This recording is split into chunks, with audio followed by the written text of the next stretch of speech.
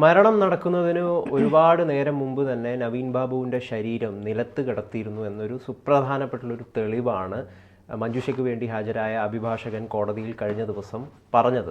ഇത് ശരിക്കും ഇതൊരു ആത്മഹത്യയല്ല, മറിച്ച് ഒരു കൊലപാതകമാണ് എന്ന കാര്യത്തിലേക്ക് നയിക്കുന്ന ഒരു സുപ്രധാനപ്പെട്ടൊരു തെളിവാണ്. എന്നാൽ ഇത്തരം കാര്യങ്ങളൊന്നും ഇൻക്വസ്റ്റ് നടപടിയിലോ അല്ലെങ്കിൽ മറ്റ് പോലീസിൻ്റെ മറ്റ് അന്വേഷണത്തിലോ ഒന്നും പുറത്തു വന്നിട്ടില്ല. ഇത് അഭിഭാഷകനാണ് ഈ കാര്യം കോടതിയെ തെളിയിച്ചത്. അപ്പോൾ എന്തുകൊണ്ടും ഇതിൽ കഴിഞ്ഞ ദിവസം നവീൻ ബാബുവിൻ്റെ കേസ് CBI വന്ന് അന്വേഷിക്കണമെന്ന മഞ്ജുഷ നൽകിയ ഹർജിയിൽ കോടതിയിൽ നടന്ന വാദത്തിൽ ഒരുപാട് കൃത്യമായ തെളിവുകൾ, ഇതൊരു ദുരൂഹ മരണമാണ് എന്ന് തെളിയിക്കുന്ന തെളിവുകൾ തന്നെയാണ് സമർത്ഥമായിട്ട് അഭിഭാഷകൻ കോടതിയെ ബോധിപ്പിച്ചത്. അപ്പോൾ എന്തായാലും ഇതിലൊരു CBI അന്വേഷണം തന്നെയാണ് ഈ കേസിൻ്റെ സത്യാവസ്ഥയിലേക്ക് എത്തിച്ചേരുവാൻ വേണ്ടിയിട്ട് സാധിക്കുകയുള്ളൂ എന്ന് തന്നെയല്ലേ നമുക്ക് മനസ്സിലാക്കുവാൻ വേണ്ടി സാധിക്കുക. അത് സർക്കാർ എത്രമാത്രം പോലീസിനെ സംരക്ഷിക്കാൻ വേണ്ടി ശ്രമിച്ചാലും, എത്രമാത്രം കൃത്യമായിട്ടാണ് അന്വേഷണം നടക്കുന്നത് എന്ന കള്ള കാര്യം പറയാൻ ശ്രമിച്ചാലും CBI തന്നെയാണ് ഇവിടെ വരേണ്ടത്, അല്ലേ? അങ്ങനെ തന്നെയല്ലേ?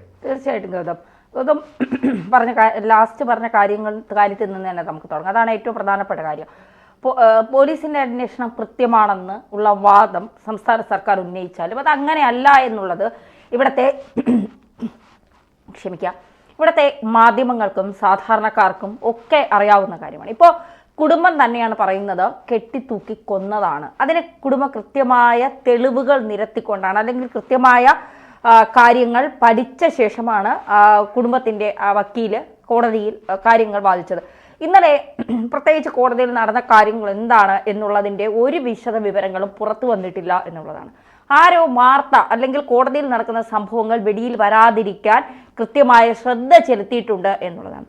നമുക്കറിയാം, കുറച്ച് ദിവസങ്ങൾ 2-3 ദിവസങ്ങൾക്ക് മുമ്പ് P. ശശിയുടെയൊക്കെ പേര് ഈ ഒരു മരണവുമായി ബന്ധപ്പെട്ട അൻവർ ഉന്നയിച്ചതൊക്കെ നമ്മൾ കണ്ടതാണ്. ഇതിന്റെ പിന്നിൽ ശശിയുടെ കരങ്ങളുണ്ട് എന്നൊക്കെ പറഞ്ഞിട്ട്. ശശി എന്ന് പറയുന്നത് ഇപ്പോൾ CPM-ന്റെ എന്താ പറയുക, തലതൊട്ടപ്പൻ എന്ന് തന്നെ പറയാൻ കഴിയും. അതികായകനായ ശക്തനായ CPM-ന്റെ ഒരുപക്ഷെ പിണറായിയെ പോലും ചൂണ്ടുവിരലിൽ നിർത്താൻ കഴിയുന്ന അത്രത്തോളം ശക്തനായ ഒരാളാണ് P. ശശി എന്ന് പറയുന്നത്. CPM-നെ നിയന്ത്രിക്കുന്നത് ശശിയാണ് എന്നാണ് പലരും, CPM-നുള്ളിലെ പാർട്ടിയിലെ തന്നെ പല നേതാക്കളും ആരോപിക്കുന്നത്. അത് പരസ്യമായി രഹസ്യമായി അവർ പറയുന്നുമുണ്ട് എന്നുള്ളതാണ് യാഥാർത്ഥ്യം. അപ്പോൾ ഈ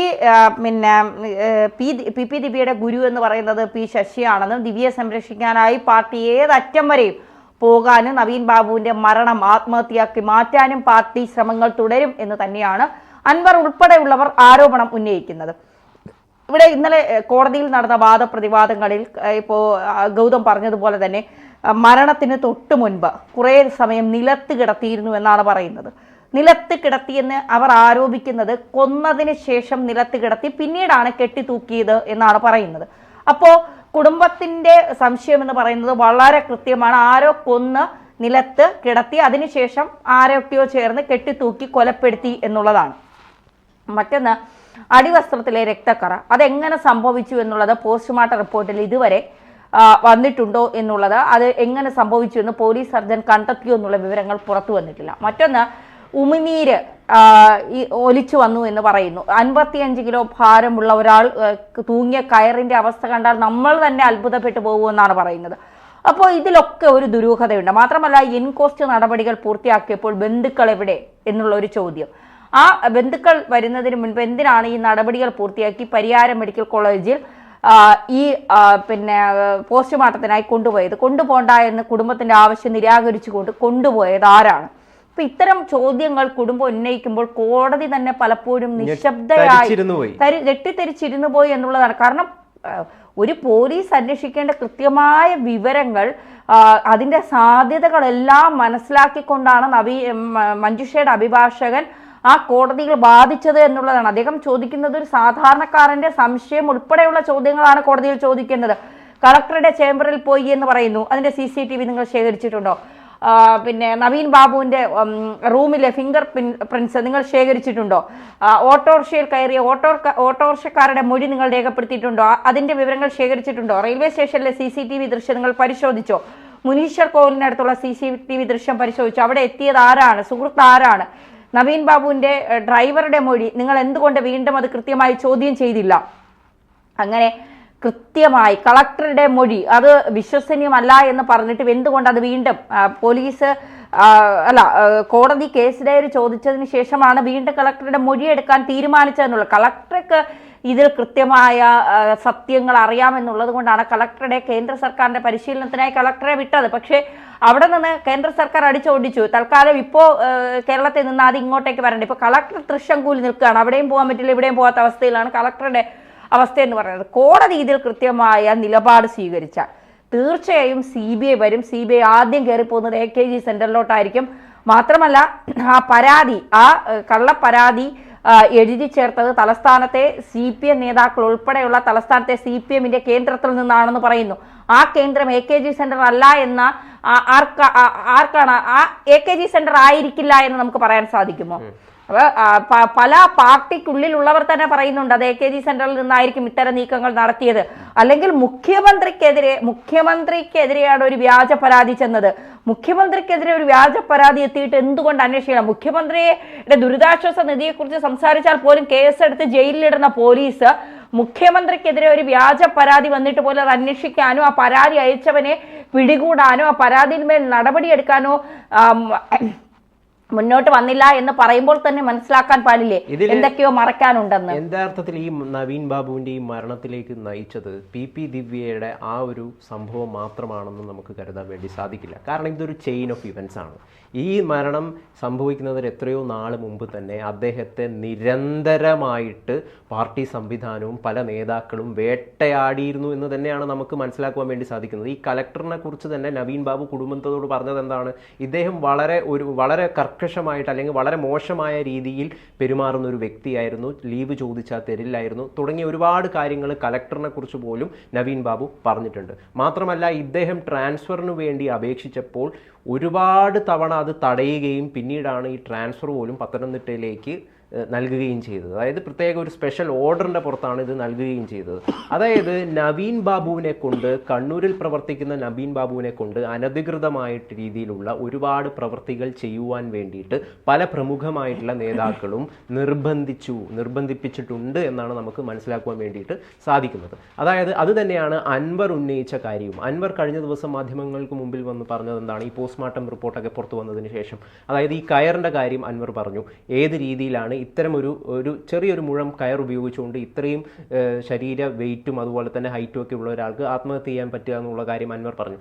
ഒപ്പം തന്നെ സുപ്രധാനപ്പെട്ട മറ്റൊരു കാര്യം എന്ന് പറയുന്നത് P ശശിയുടെ ഒരു ഇൻവോൾവ്മെൻ്റ് ആണ്.